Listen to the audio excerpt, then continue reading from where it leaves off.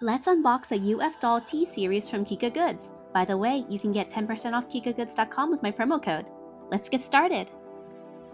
This is a doll brand from China called UF Doll. The Chinese characters above the English words say 茶饮系列, which means T series. There are 8 possible designs and 2 of them are rares with a 1 in 72 chance of getting them. I'm really hoping to get the tan one, the pastel one, and the peach one, so let's see who I got. There's some plastic on the package that you need to cut and peel off. Cut through the tape. Let's see who I got.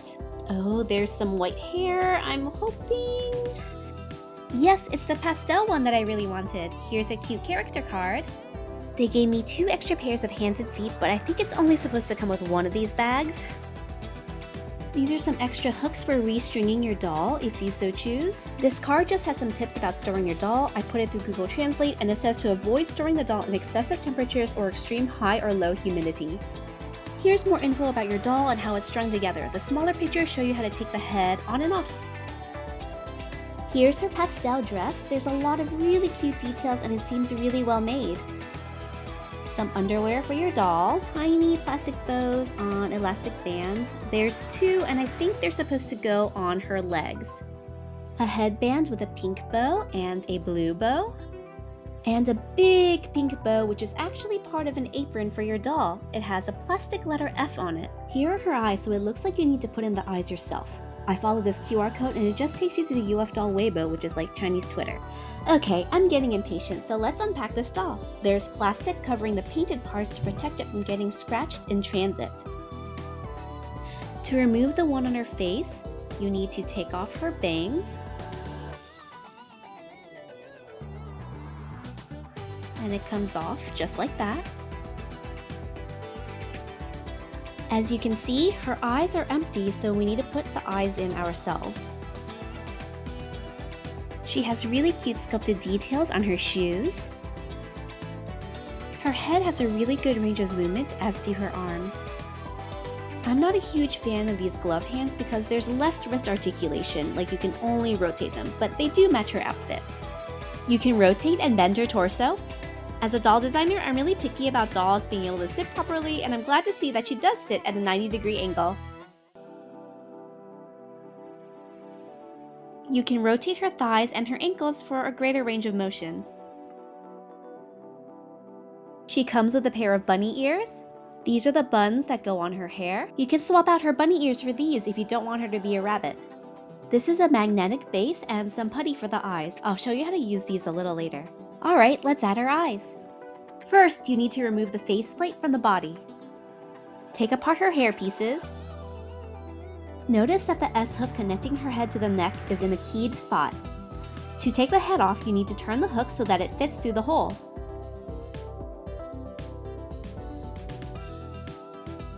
Take the white putty that came with the doll and just rip a little bit off. You only need a tiny bit to attach both of the eyes.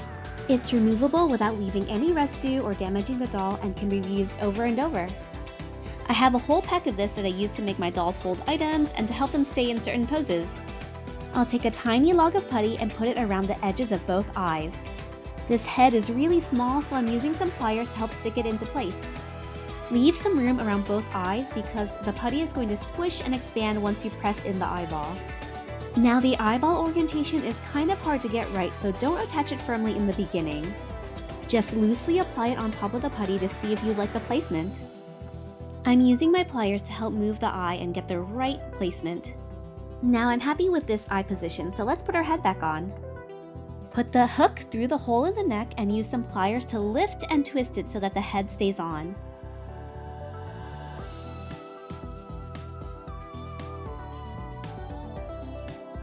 Now let's put on her hair and bunny ears.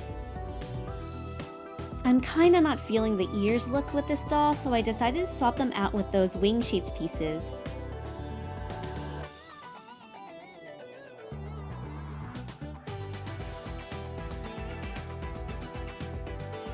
Let's put her buns on. They are keyed so that they only fit a certain way. Let's get dressed. The underwear is really loose on the doll, but since it will be covered by the dress, I don't really care. The dress has a full Velcro closure, so it's really easy to put on. Let's put on her little leg things. Sorry, you're seeing so much of the top of my head. The apron has a snap in the back. The headband is the finishing touch. Here she is, all dressed up. I put her bunny ears back on so you can see how the designers intended her to look straight out of the box. It's hard to tell on camera, but she has a shimmery pearlized finish on her hair. Her dress has many cute details. All the tiny trim, the bows, and the hearts make it feel very premium. And I love the little pom-pom bunny tail in the back. Like I said before, I'm not a fan of these glove hands, so let's switch them out. To change the hands, you're going to need a paper clip.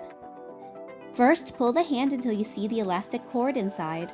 Thread the paper clip through the white cord. This is to prevent the elastic from going inside the doll when you're changing hands.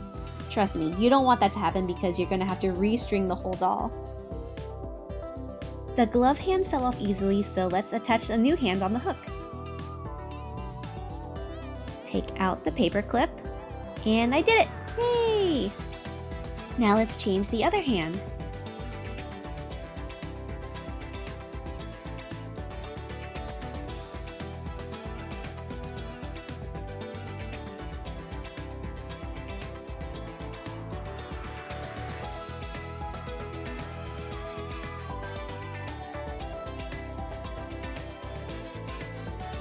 Changing the feet is the same idea.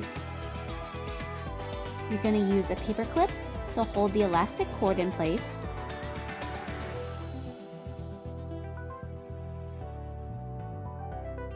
Remove the shoe from the hook.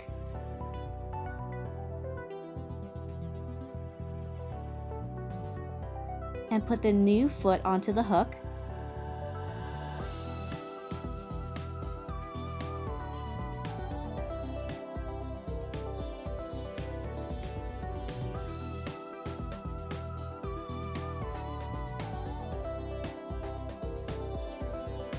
There we go, she now has a cute little foot.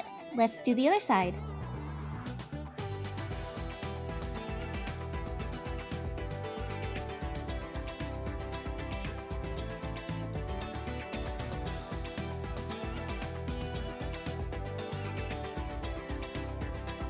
With these new feet, you can use the included magnetic base.